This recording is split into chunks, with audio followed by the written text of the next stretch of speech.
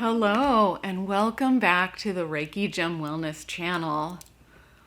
I'm trying something new today, and depending on the interest and the interaction, I may keep it going weekly, but I'd like to start offering you more real world examples of using crystal healing in your everyday life. And I'd like to be able to answer some of your questions about crystal healing and gemstones. And I did earlier this year decide that I wanted to do weekly live Q&A sessions if I hit 5,000 subscribers, which I did. We're doing really well as a community. However, then the coronavirus started up and life changed dramatically for most people in the world. And I can no longer commit to having a weekly live session because, with few exceptions, I have the children with me every day, all day long, and there isn't a time that I can really commit to having a live session in which I won't be potentially late or have kids making noise in the background. And I came up with this weekly vlog idea. Let's talk crystals. Let's talk crystal healing. And I can share with you how my week has been and what crystals have supported me during the week. And I can then answer your questions that you've posed in the comments. So if you watch this particular video and you're interested in seeing it more, and you have questions about crystal healing, like what crystals will help your life situation, or what crystals help certain zodiac signs. Although if I get those questions, I may refer you to an article that I've already written.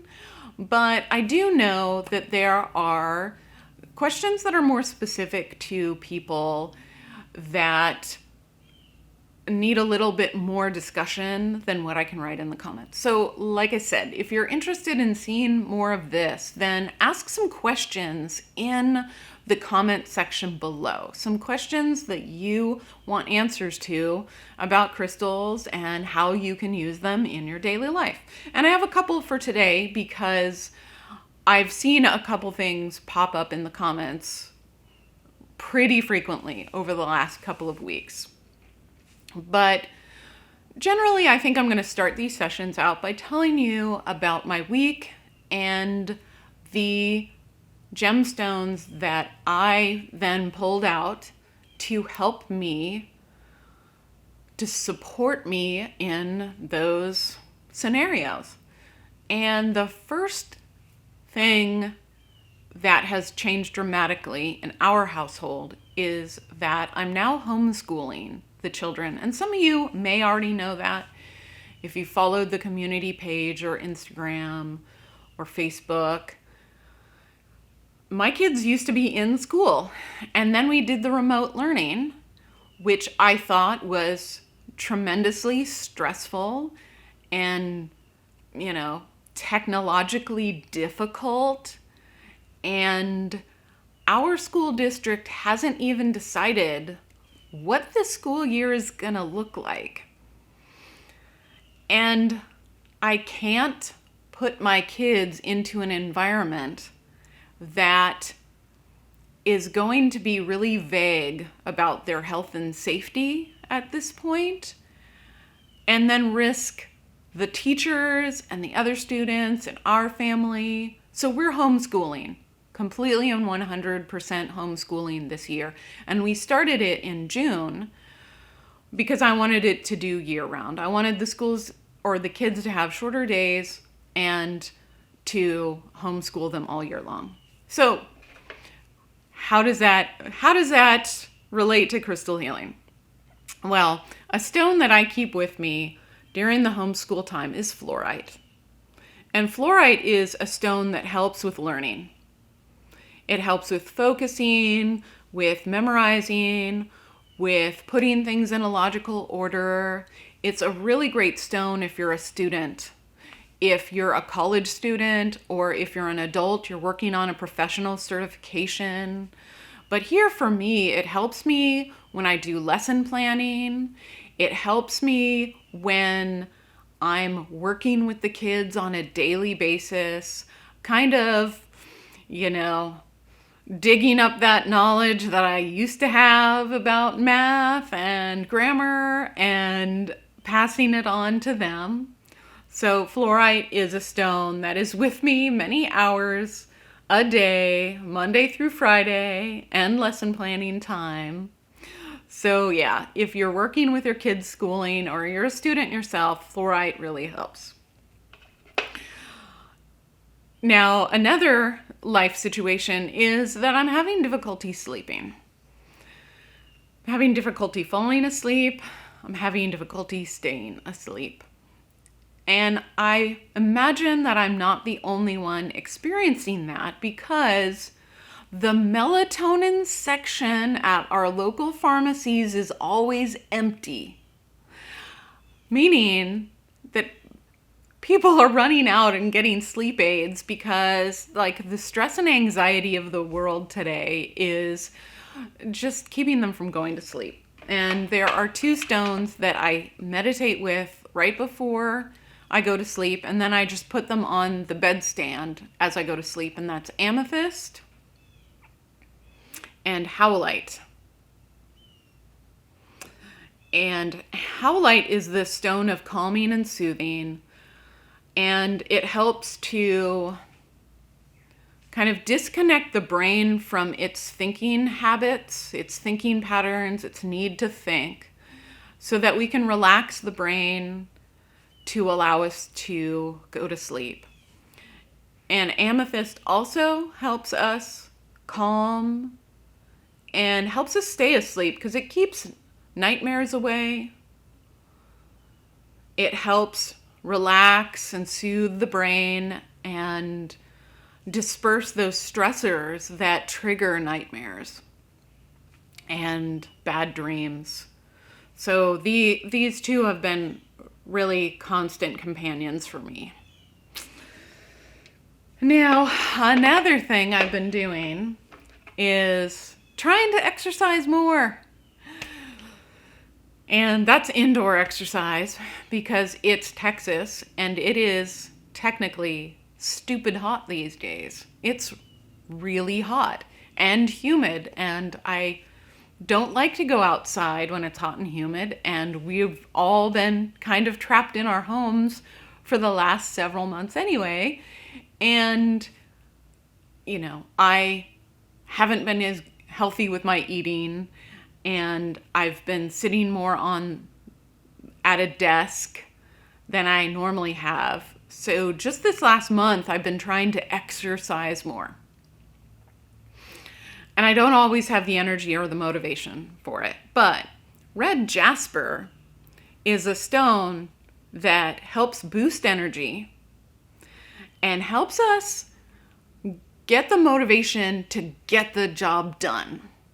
So when we set goals, and those goals are long-term, and we might not always have the endurance to make it to the end goal, red jasper is one that really helps. So probably about a half an hour before my designated exercise time, I take out the red jasper and hold it.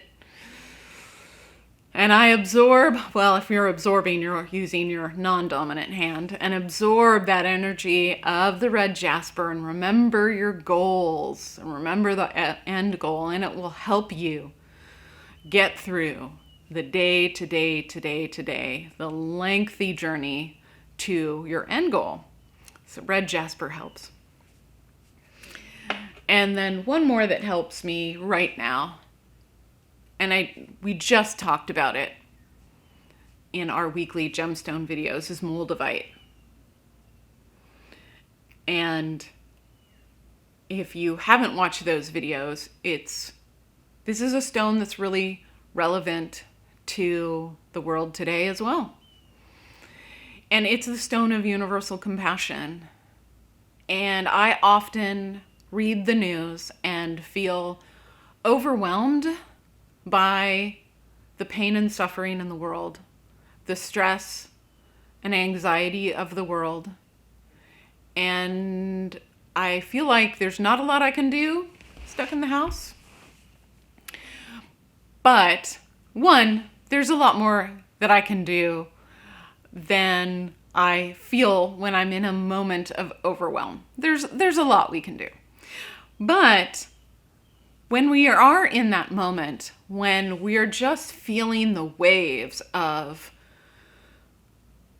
I don't know what to do in a world like this that has so many problems, and it doesn't look like any of it's going away or even getting better, then holding moldavite will help short circuit that cycle that you're experiencing. It will stop it.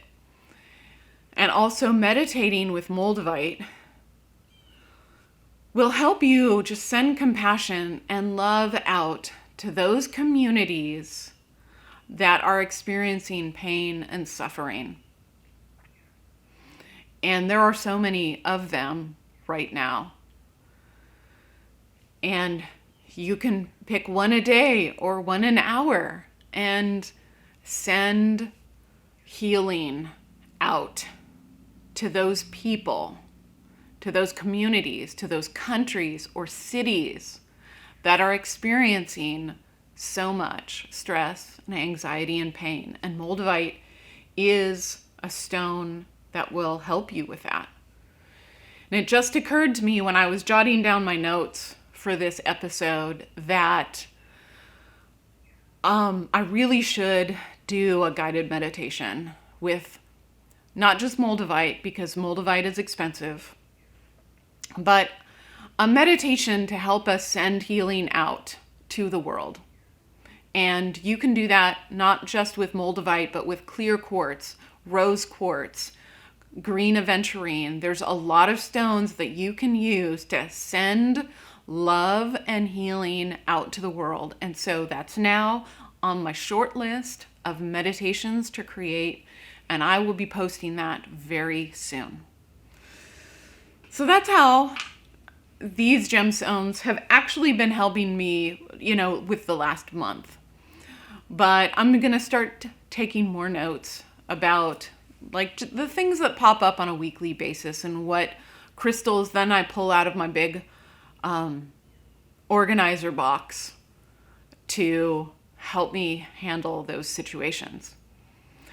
Now, for some questions, one of the questions that I keep seeing in the comments over and over and over again is, can I combine this series of stones together? Can I combine amethyst, rose quartz, and green aventurine?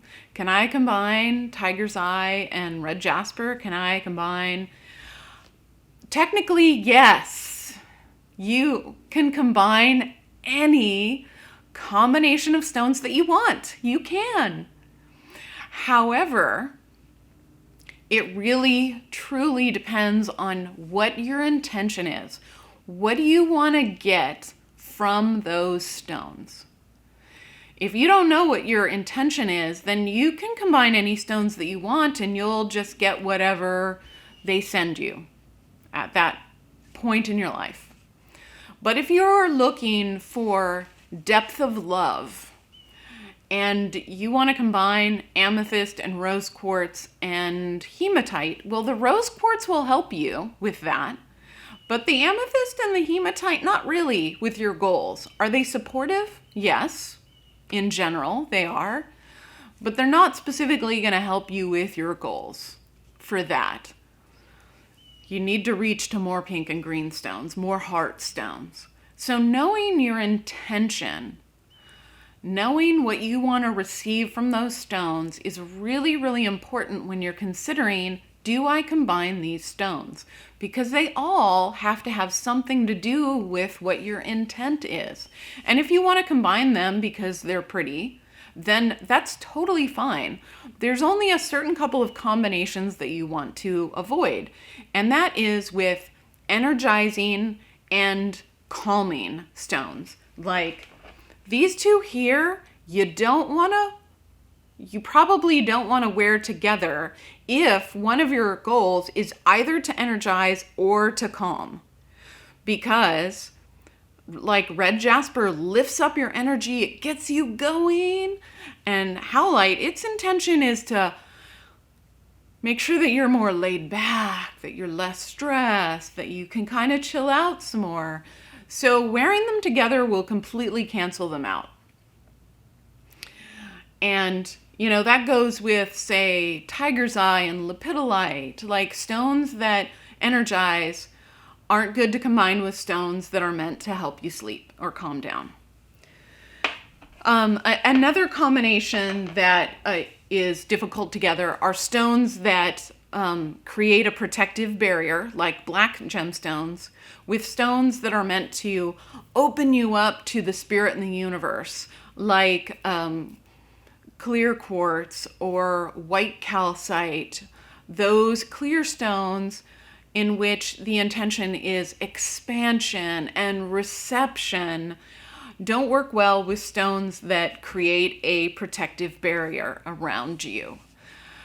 Now, it's good to have the protective stones near you while you're working with expansive stones, because if you feel like you're too wide open and you no longer know how to contain that anymore, then you can put down that expansive stone, pick up your grounding stone, and come back to reality and come back to your body. Now, they're good to have together, but if your intention is to be expansive, then you don't want to be holding or wearing a black stone as well. So those are two combinations that don't really work well together if you have one of the intentions and not the other. So I hope that clarifies. If you're asking me if you can combine a certain set of stones, then I really need to know, what is your intention for that? What are you hoping to get out of it? Because unless I know that, then I don't know what that combination is supposed to mean to you. So I hope this is helpful. Maybe I will start doing this monthly or weekly, but it really depends on how much you feel that you would like to see it. So if you do have questions or comments or feedback, then make sure to put them in the comment box below. And I am wishing you a really great week.